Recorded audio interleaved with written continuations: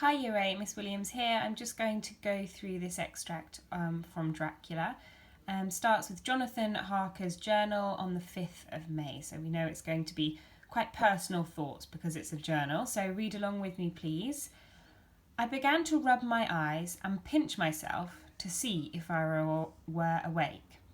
It all seemed like a horrible nightmare to me, and I expected that I should suddenly awake and find myself at home, with the dawn struggling in through the windows, as I had now and again felt in the morning after a day of overwork. But my flesh answered the pinching test, and my eyes were not to be deceived. I was indeed awake, and among the Carpathians, and all I could do now was to be patient and to wait for the coming of morning. So this first sentence here shows us that he's not really somewhere that he's used to being. He can't quite believe that he's there. And then he says that, but my flesh answered the pinching test. One of the questions on your task is to say what you think the pinching test might be. So I'm not going to tell you what that is here. So his eyes are not deceived. He is in fact where he thought he was. Among the Carpathians. So let me show you here what that means.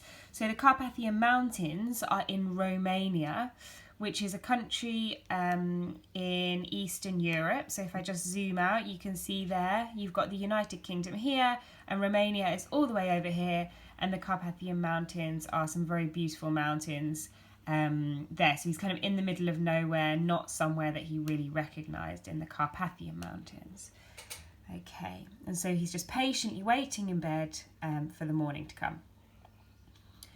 Just as I had come to this conclusion, I heard a heavy step approaching behind the great door and saw through the chinks the gleam of a coming light. So he's waiting in bed for the morning and he hears, some heavy steps approaching him, and he sees a light coming towards his room, so quite eerie. Then there was the sound of rattling chains and the clanking of massive bolts drawn back. A key was turned with the loud grating noise of long disuse, and the great door swung back. So he hears all these bolts being taken off the door, suggests that he's maybe locked in there. It says, a key was turned with the loud grating noise of long disuse. So this word here you're probably not familiar with. We don't really need to Google that one. We can probably work it out ourselves by breaking it in half. So if you look here, use is at the end there. So if you use something a lot, it is in use, yeah? And disuse means, it means not, okay? So it's something negative. So if it's not used, does that make sense? Let's have a look. A key was turning with the loud grating noise of long disuse. So that key is grating in the lock because it hasn't been used for so long. All right. And the great door swung back. Within stood a tall old man, clean shaven, save for a long white moustache, and clad in black from head to foot, without a single speck of colour about him anywhere. He held in his hand an antique silver lamp in which the flame burned without a chimney or globe of any kind, throwing long quivering shadows as it flickered in the draught of the open door. The old man motioned me in with his right hand with a courtly gesture, saying in excellent English, but with a strange intonation. So this old man, he is tall, old, long white moustache.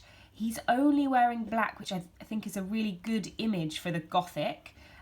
So colour suggests joy, happiness, and if someone's covered in black clothing, it's kind of like the Grim Reaper, isn't it? It's a suggestion towards that darkness of Gothic horror, or maybe even a suggestion to death, if you can take it that far. He holds in his hand an antique silver lamp. So just in case we're not sure what antique means, it means anything that's very, very old So you can see this silver lamp here, that's the kind of thing he would be carrying. The flame burns, throwing quivering shadows as it flickered in the draught of the open door. So something quite unnerving about how those shadows unpredictably flicker around the narrator. The old man motioned me in with his right hand with a courtly gesture, so he's quite formal, and he speaks excellent English but with a strange intonation, so an accent. And when this was written, it wouldn't be normal for someone to speak English with an accent. Okay, so I hope that's helped you to understand that extract a little bit better. Good luck with it, guys. Take care.